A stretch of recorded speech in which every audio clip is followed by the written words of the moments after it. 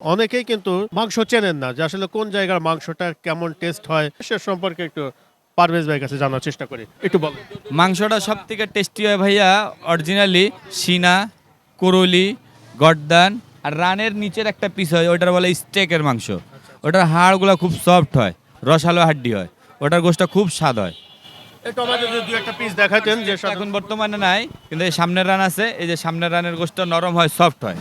আচ্ছা আচ্ছা সামনের রানের গোছের ভিতর রগ রগ ভাব হয় আর খুব নরম হয়, কিন্তু রগালা ভাব হয়। এই গোছের ভিতরে আঁশ হয় না, আঁশ হবে এই যে এটার ভিতরে। এটা এইখান থেকে কাটার পর থেকে উপরে যা আছে এগুলো হলো আঁশালা মাংস, আচ্ছা আচ্ছা আর এগুলোর ভিতরে আঁশ হয় না। আঁশ হয় না। আর তার বাদে গর্দান, গর্দানে তো বলাই নাই, গর্দান তো যেটা বলে কিং, মাংসের কিং।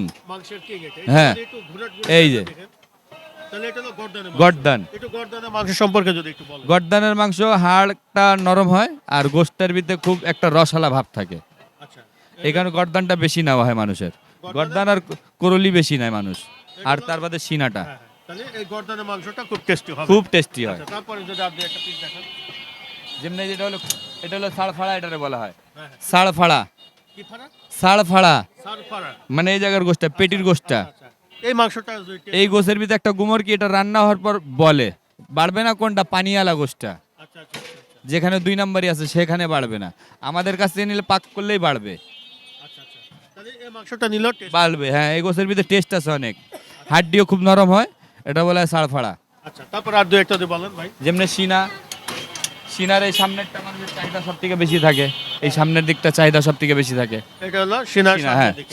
সিনার সামনের দিকটা আচ্ছা এটা তাহলে নিলে পরেও চাহিদাটা বেশি, সব থেকে বেশি সিনার, সিনার মাংসটা চাহিদা ভালো। সব থেকে বেশি। এবং এইটা হলো আপনি খুব গোশটা দেখেন না, এই যে ধরেন এভাবে, হ্যাঁ, হ্যাঁ। একটু হাত দেন আর একটু নাকে দেন, দেখি, জানি। আর এটা হলো মানে নরম হাড়টা জি হাড্ডিটা খুব নরম হয়, সফট এই হয়, ধরনের মাংসই চাহিদা সব থেকে বেশি থাকে। এবং যারা চেনে না তাহলে এই এই ধরনের ধরনের গোশত নিয়ে যায় বেশি। দর্শক আমরা এতক্ষণ ছিলাম পারভেজ ভাই গরুর মাংসের দোকানে।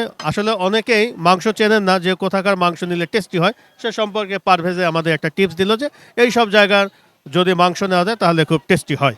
পারভেজ ভাই যদি জি। আপনার এখানে আসার ঠিকানাটা আর মোবাইল নাম্বারটা বলেন। মোবাইল নাম্বার হলো 019444706। আমাদের যদি মেট্রোতে কেউ আসবেন, এই যে হলুদ বিল্ডিংটা দেখছেন না, এই হলুদ বিল্ডিং এর সোজা হলো মেট্রো স্টেশন। আচ্ছা আচ্ছা 11 মেট্রো স্টেশন একদম এক সোজা আসতে পারবে।